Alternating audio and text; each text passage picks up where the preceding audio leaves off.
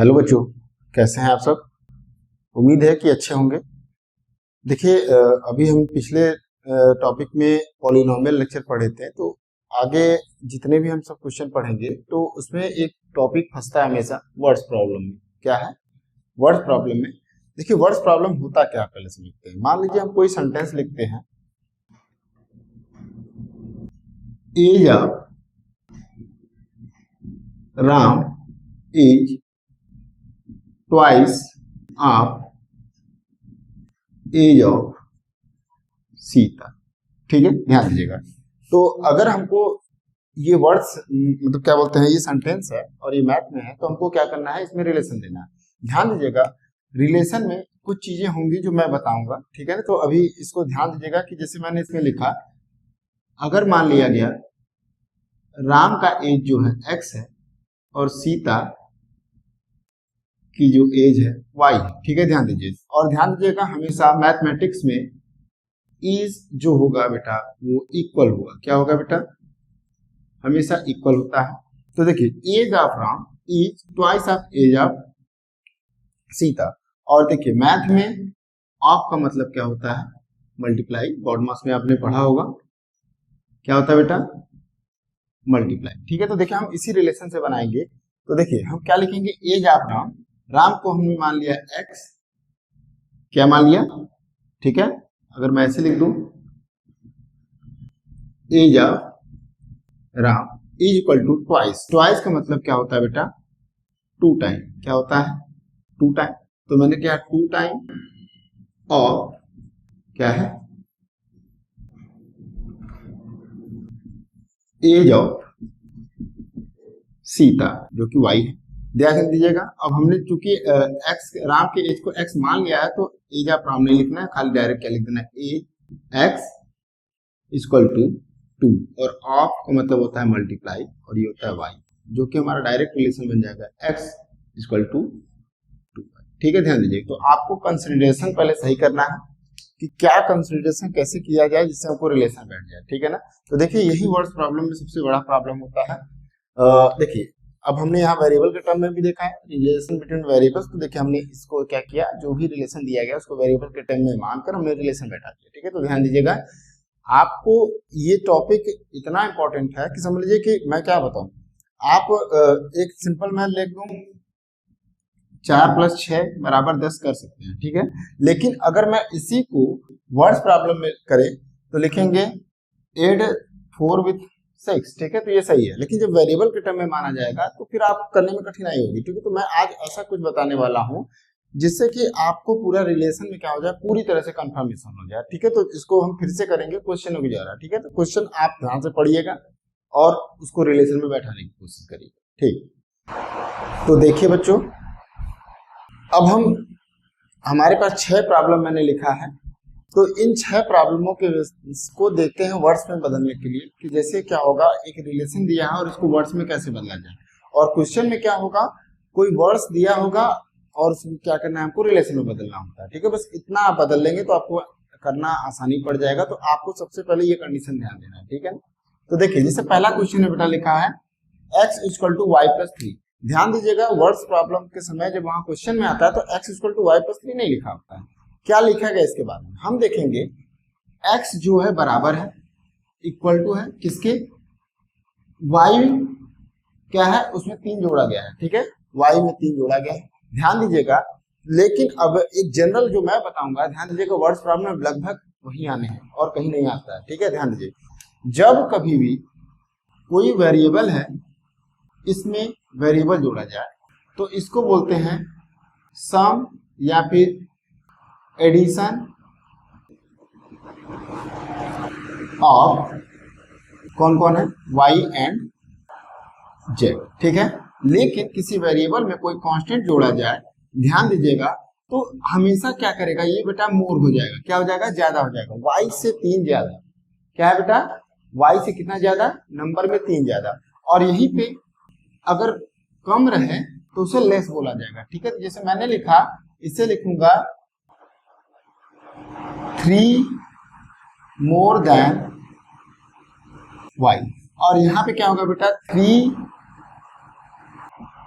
less than Y, और हमने बोला था ए इंटू बी होता है, तो देखिए ऑफ का मतलब क्या होगा बेटा, मल्टीप्लाई होता है। ये बॉड मास में आप बचपन में भी पढ़े होंगे, तो इसको ध्यान दीजिएगा, ठीक है। तो ये सब आपके रिलेशन है, तो आप इसको सही से समझ के हम इसको करते हैं, ठीक है, ध्यान दीजिएगा।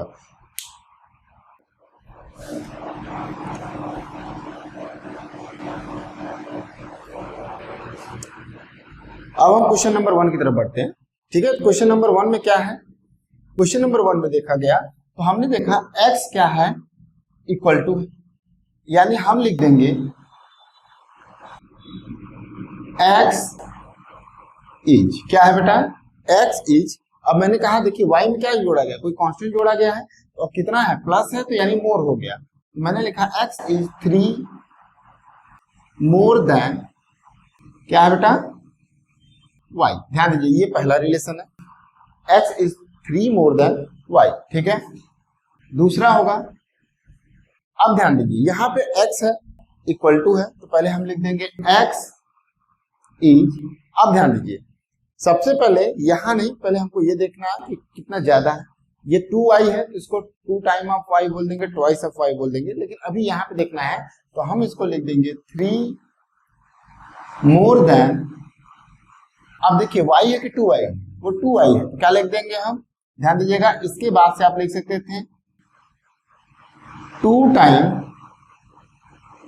ऑफ y, या फिर हम लिख सकते थे ट्वाइस ऑफ y। ध्यान दीजिएगा, तो आप यहां से आपको इधर भी बढ़ सकते थे और यहां से आपको इधर भी बढ़ सकते थे, तो दोनों भी। x is 3 more then 2 time of y, या फिर x is 3 more then twice of y। ये एग्जाम में ऐसे क्वेश्चन आते हैं, मतलब एग्जाम का मतलब क्या है, आपके टॉपिक में जितने भी वर्ड्स प्रॉब्लम होंगे सब में आएंगे, ठीक है। अब यहाँ पे देखिए, मैंने कहा था कि जब दो चीजों का जोड़ हो तो उसको सम या ऐड बोलते हैं, क्या बोलते हैं, समेशन बोलते हैं। और जब डिफरेंस, सॉरी, जब माइनस हो तो इसको क्या बोलेंगे हम बेटा, या तो माइनस भी बोल सकते थे, या फिर हम बोलेंगे डिफरेंस। क्या बोलेंगे बेटा, मैथ में डिफरेंस शब्द होता है घटाने को बोलते हैं, जैसे कि माइनस को, ठीक है। तो इस तरह से अब इसको देखिए बेटा, तो हम ध्यान दीजिएगा क्रम वही रहेगा। मैंने क्या लिखा, x इज, ध्यान दीजिए क्या है, ये दोनों वेरिएबल है, तो दोनों बराबर के हिस्सेदार है, इसीलिए मैंने लिखा डिफरेंस। क्या लिखा बेटा, x इज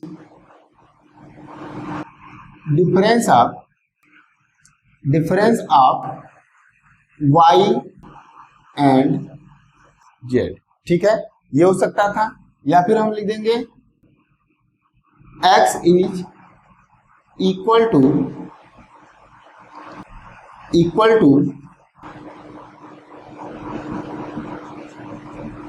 डिफरेंस बिटवीन, क्या है बेटा, y एंड z। और कई तरीके होंगे, लेकिन पहले एक बेसिक तरीका जो एग्जाम में आता होगा, ठीक है, ध्यान दीजिएगा। तो ये मेन रिलेशन है। यहाँ पे x और y वेरिएबल्स मैंने माना है, तो ये वेरिएबल्स क्या होंगे, किसी का नाम होगा, किसी का एज में अगर कंपैरिजन करेंगे तो राम और सीता जैसे मैंने लिखवाया था, ऐसे मोहन सोहन जो भी रहे, क्या पता किसी भी चीज में हो, वेट के लिए हो, ठीक है। अब नंबर 4 के बारे में देखते हैं, ध्यान दीजिए। यहाँ पे क्या है बेटा, ध्यान दीजिए, x है, 2 टाइम y है, और ये क्या है, z है, लेकिन ये दोनों वेरिएबल है तो वेटेज बराबर है। तो यहाँ पे देखिए ध्यान दीजिए, मोर देन और लेस देन नहीं रहेगा, क्या रहेगा बेटा, या तो समेशन या डिफरेंस के बारे में बात किया जाएगा। तो समेशन है, तो देखिए मैं इसको क्या लिखूंगा, सबसे पहले तो x इज इक्वल टू है, x इज क्या है, समेशन, क्या है, x is the sum of, ठीक है, 2 टाइम ऑफ y एंड क्या है बेटा, z।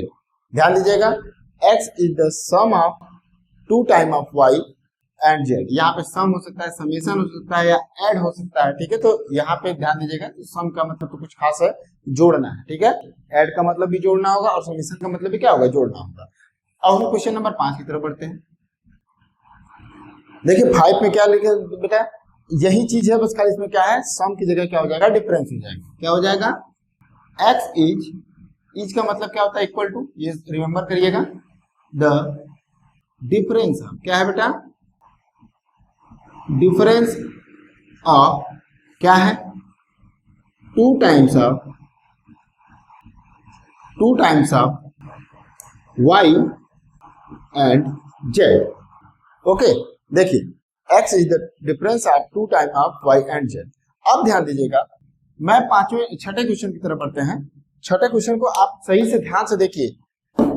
अभी आपको रिलेशन में पार्ट बाय पार्ट देखना है कि कहाँ ओवरऑल रिलेशन बैठता है। जैसे मैंने लिखा, ध्यान दीजिए, ये 1/2 जो ये जो नीचे 2 है ये सब होल में है, तो मैं इसको सही से लिखूं x इक्वल टू 1/2 इंटू क्या लिख सकते हैं, ये लिख सकते हैं। देखिए, तो अगर मैं इसको लिखूं तो इसको देखो, मैं क्या लिख सकता हूं, हाफ लिख सकता हूं। 1/2 को क्या लिख सकते हैं हम बेटा, हाफ, ठीक है। और मल्टीप्लाई है तो ऑफ लगेगा, तो मैं क्या लिख सकता हूं, x is the half of this, x is the half of this. तो देखिए क्वेश्चन में क्या बना के देगा, मैं लिख दूंगा x इज द हाफ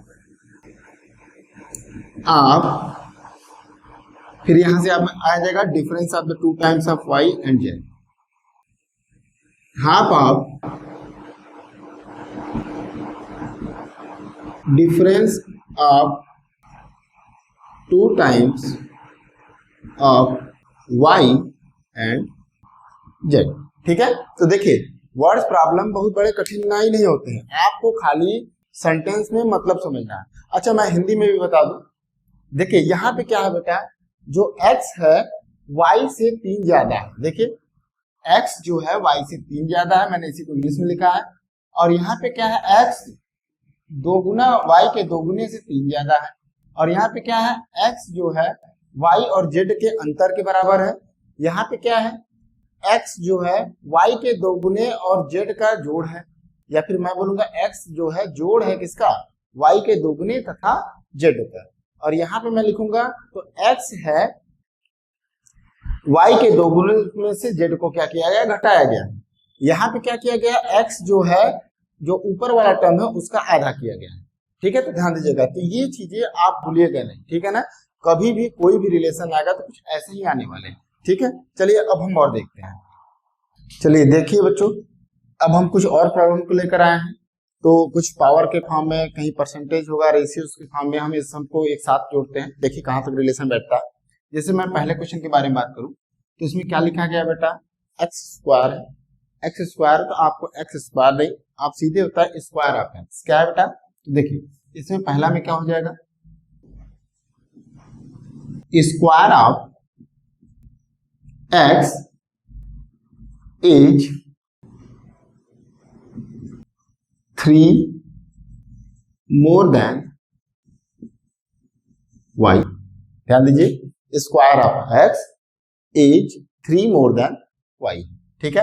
अब यहां पे देखिए, यहां पे हमने लिखा है x, क्या लिखा, x इज क्या है बेटा, देखिए इसका स्क्वायर और इसका स्क्वायर का जोड़ किया गया है, ठीक है। तो ध्यान दीजिएगा, y के स्क्वायर का और z के स्क्वायर का प्लस किया गया है, तो इसको समझिएगा कैसे लिखेंगे हम,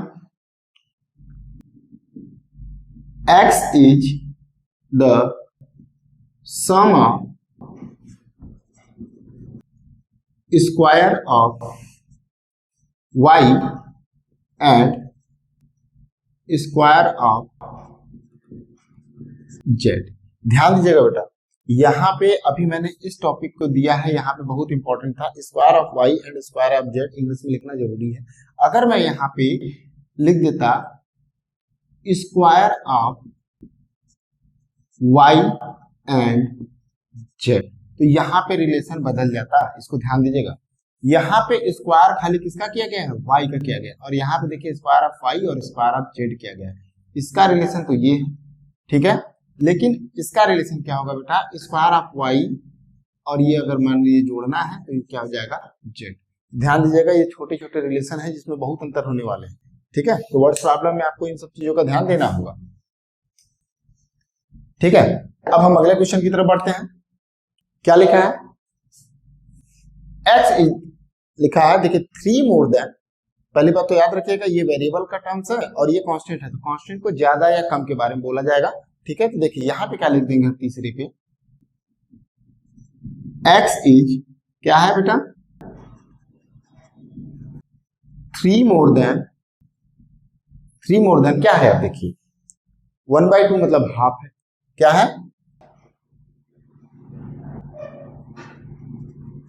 हाफ ऑफ क्या है वाई स्क्वायर, यानी स्क्वायर ऑफ वाई, क्या है half square of Y. X is 3 more than half square of Y. अगले हम देखते हैं,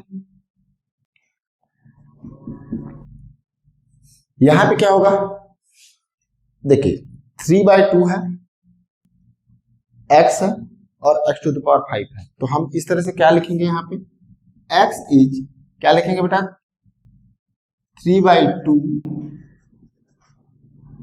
मोर देन 3/2 मोर देन क्या लिखेंगे x टू द पावर 5। ठीक है, मान लीजिए हम ऐसे लिख सकते थे, यहां पे इसके जगह हम और भी लिख सकते थे एक्सपोनेंट, क्या है 5 एक्सपोनेंट ऑफ x। ध्यान दीजिएगा ये वर्ड्स प्रॉब्लम में आने हैं, तो आप इसको समझिएगा यहाँ पे क्या लिखा गया है। अभी हम तीसरे रिलेशन की तरफ बढ़ते हैं।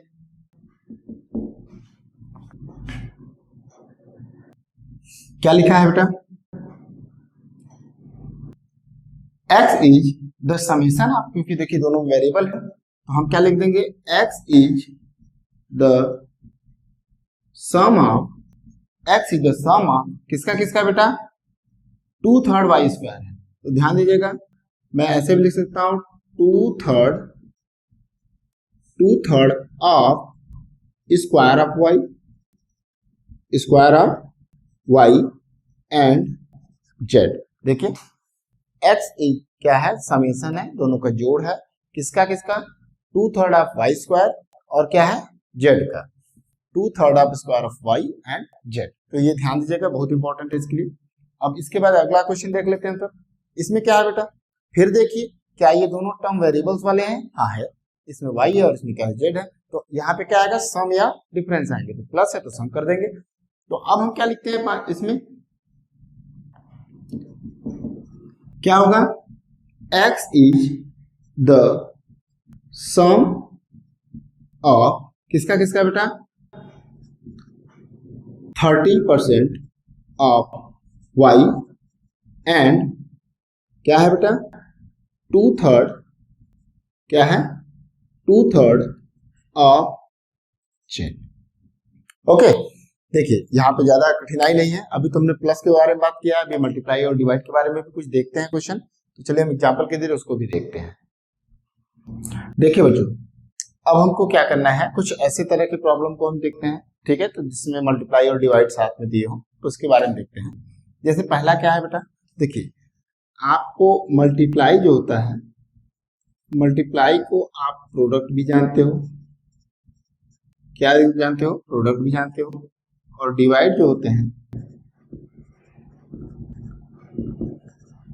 जो डिवाइड होता है, डिवाइड को हम सब समझिएगा क्या होता है बेटा रेशियो भी बोल सकते हैं, क्या बोल सकते हैं रेशियो भी बोल सकते हैं। तो ध्यान दीजिएगा, तो इनके आधार पे करते हैं, ठीक है। तो देखिए यहाँ पे फिर से आया x इक्वल टू को मतलब इज होगा, और यहाँ पे दोनों y और z का क्या है मल्टीप्लाई है, तो मैं क्या लिख सकता हूं इसमें, पहला में x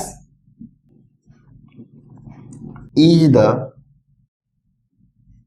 product of y and z। क्या लिख सकते हैं बेटा x is the product of y and z, ठीक है। दूसरा क्या लिख सकते हैं हम, देखिए अब इसमें 3 का प्रोडक्ट है, या फिर हम देखिए यहाँ पे अगर मैंने कहा प्रोडक्ट है, प्रोडक्ट नहीं होता तो क्या लिखते हैं मल्टीप्लीकेशन, क्या लिखते हैं बेटा मल्टीप्लीकेशन। ध्यान दीजिएगा, ठीक है ना, तो यहीं पे आपकी जगह पे ये लिख सकते हैं, ठीक है, x is the multiplication of y and z, ठीक है। तो यहाँ पे क्या होगा x is the product of क्या होगा बेटा y comma z and t। ध्यान दीजिएगा x is the product of y comma z and t, ठीक है। अब यहाँ पे देखिए तीसरा क्वेश्चन है, देखिए रिलेशन बड़े नहीं होते, पहले बता रहा हूँ, आपको समझ में आना चाहिए कि क्या रिलेशन है। मैं जैसे जैसे बता रहा हूँ आप इसको कर लीजिए, फिर आपको मैं प्रॉमिस कर रहा हूँ कि कभी आपको वर्ड्स प्रॉब्लम में कोई रिलेशन में दिक्कत नहीं होने वाली है। ठीक है, तो ध्यान दीजिए। जैसे मैं तीसरा क्वेश्चन क्या लिखा हूँ, अब ध्यान दीजिए, यहाँ पे क्या है, एक्स है, एक्स इज क्या है, दो तीन टर्म्स है, तीनों को तीन वैल्यू है, तीनों को मल्टीप्लाई किया, वाई है, जेड स्क्वायर और टी की पावर -3 है, इसको क्यूब रूट ऑफ टी भी बोलते हैं। ठीक है, तो पावर एंड रूट से पड़ेगा तो हमारे में देखेंगे तो पता चल जाएगा आपको। ठीक है, देखिए अब यहाँ पे क्या है, हमने क्या लिखा, एक्स इज क्या है, द प्रोडक्ट ऑफ क्या क्या है बेटा, वाई कामा क्या है बेटा, square of Z, square of Z and क्या है, टी टू द पावर 1/3 या फिर क्यूब रूट ऑफ टी, क्या होगा बेटा, and cube root of T, या फिर क्यूब रूट ऑफ टी की जगह आप लिख सकते थे टी टू द पावर 1/3। ठीक है, ध्यान दीजिएगा, इतना चीजें हो सकता है इसमें, उससे ज्यादा कुछ नहीं दिख रहा है इसमें। अब क्वेश्चन नंबर 4 के बारे में देखते हैं।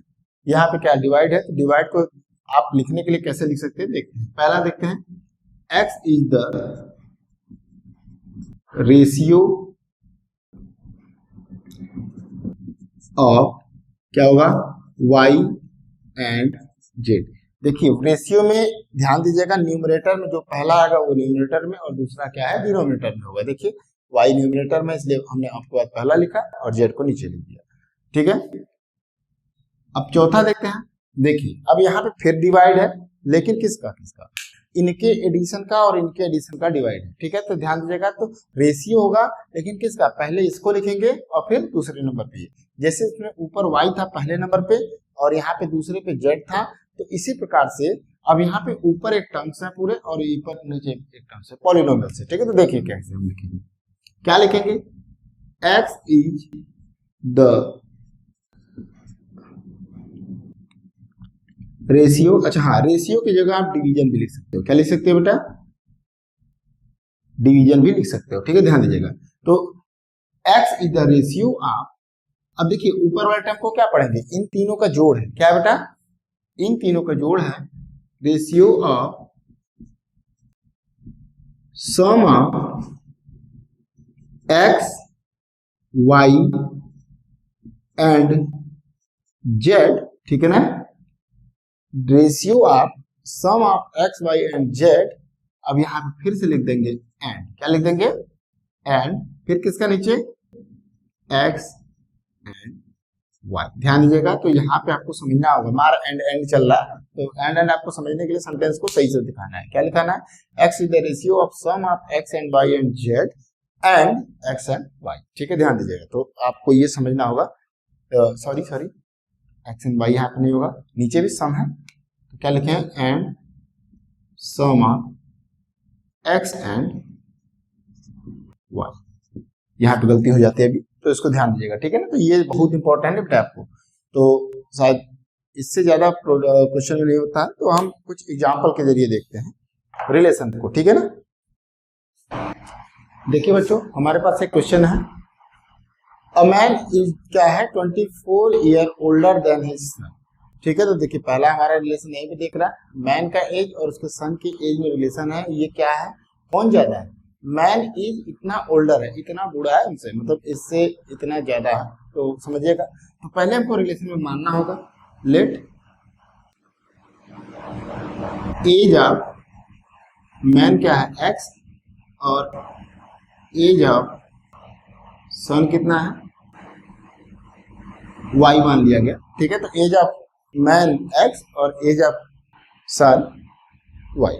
ठीक है, देखिए तो अब हम रिलेशन करेंगे, तो मैन इज लिख दिया ना यहाँ पर, तो मैन का एज जो है बेटा ये कितना x है, तो हम देखो क्या करेंगे बेटा, x इज कर देंगे इक्वल टू कितना है, इतना मोर देन है, सन की एज से ये ओल्डर मतलब मोर देन होता है, तो हम लिख देंगे y प्लस कितना 24। देखिए ये एक रिलेशन हो गया।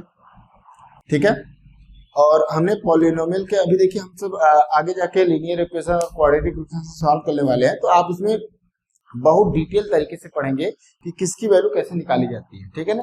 तो देखिए अभी तो मैं आपको बता दूं कि हम अभी एकेडमिक के बारे में पढ़ाते हैं, तो एकेडमिक मेरे लिए जरूरी है। देखिए अभी कॉम्पिटेटिव लेवल में हम तैयारी कराएंगे, लेकिन अभी नहीं, थोड़ा सा जब समय आएगा तब किसी चीज के लिए, लेकिन पहले जरूरी है हमारा एकेडमिक जरूरी है। ये बेस है तो मैं बेस पे ज्यादा प्रेफर करता हूँ, तो बेस देखते हैं।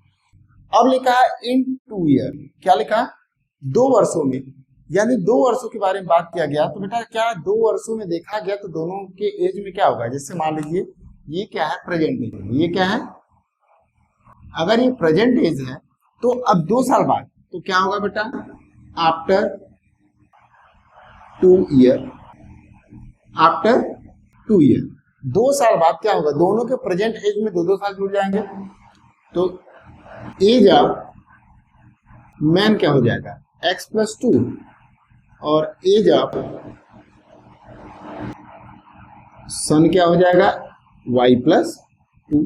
ठीक है, तो पहले देखिए 2 साल के बारे में हमने देखा, और फिर क्या लिखा in 2 year age, his age will be, his मतलब किसका, मैन का, ठीक है, हिज एज विल बी क्या है, twice of age of his son. तो देखिए आप देखिए ये जो 2 साल बाद का एज है ना, इसमें रिलेशन दिया गया है, ना कि उसमें दे दिया गया, ठीक है। तो ध्यान दीजिए, अब मैंने कहा his age will be twice of age his son, तो मैं लिखूंगा x+2 जो कि 2 साल बाद का एज है, ये हो जाएगा ट्वाइस का मतलब 2 गुना अब किसका, एज ऑफ हिज सन, ठीक है। तो ध्यान दीजिएगा, और ये रिलेशन 2 हो गया। और मैथ्स में अभी हम आगे भी पढ़ेंगे कि जब वेरिएबल्स के रिलेटेड क्वेश्चन सॉल्व करते हैं, तो देखिए अगर मैं condition for solving variable problem, ठीक है, तो इसको आप ध्यान दीजिएगा, बहुत जरूरी है ये। अगर मैंने कहा एक कभी भी कोई भी वेरिएबल के प्रॉब्लम को सॉल्व करना होता है, तो अगर कंडीशन के बारे में देखा जाए तो याद रखिएगा number of variable equal to क्या होना चाहिए, नंबर ऑफ इक्वेशन। ध्यान दीजिएगा बेटा, इसमें भी अभी कई केस होंगे, ठीक है, तो केस में कितने solution, infinite solution, no solution वगैरह वगैरह बहुत सारी चीजें होंगी, तो देखिएगा। तो पहले मैंने कहा एक क्राइटेरिया आपके लिए है, क्या बोला मैंने, ये क्राइटेरिया आपके लिए है, यानी अगर 1 वेरिएबल हो, क्या हो बेटा, 1 वेरिएबल हो तो 1 इक्वेशन, ठीक है, 2 वेरिएबल हो, 2 वेरिएबल हो तो 2 इक्वेशन चाहिए, ठीक है। तो ऐसे ही चलेंगे, 3 वेरिएबल 3 इक्वेशन, 4 वेरिएबल 4 इक्वेशन, ठीक है। तो ध्यान दीजिएगा, अभी ये सब हम पढ़ेंगे आगे जाके। तो पहले आप स्टेप बाय स्टेप चलिए। तो पहले हमने रिलेशन बैठाना सिखाया, तो बेटा आप इसके लिए आप कभी भी मैथमेटिक्स में कोई भी चैप्टर जिसमें वर्ड्स प्रॉब्लम है, आप उसको खोलिए और एक बार देखिए क्या आपका रिलेशन बैठ पा रहा है कि नहीं बैठ पा रहा है, ठीक है। तो हमारे वर्ड्स प्रॉब्लम के लिए मैंने रिलेशन में जितने भी एग्जाम्पल दिए हैं, शायद ये प्रॉपरली इनफ है, ठीक है। हाँ, क्वेश्चन फार्मूले पे आएंगे, तो फार्मूले के लिए आपको कुछ फार्मूले, जैसे स्पीड्स के बारे में आ गया तो इसमें बोले जाएगा इतना ट्रेवल इन इतना डिस्टेंस, तो आप स्पीड निकालना है, तो स्पीड के लिए आपको अलग रिलेशन देखने होंगे, ठीक है। लेकिन आपको बेसिक जो रिलेशन होंगे कुछ ऐसे होंगे, ठीक है। तो ध्यान दीजिएगा,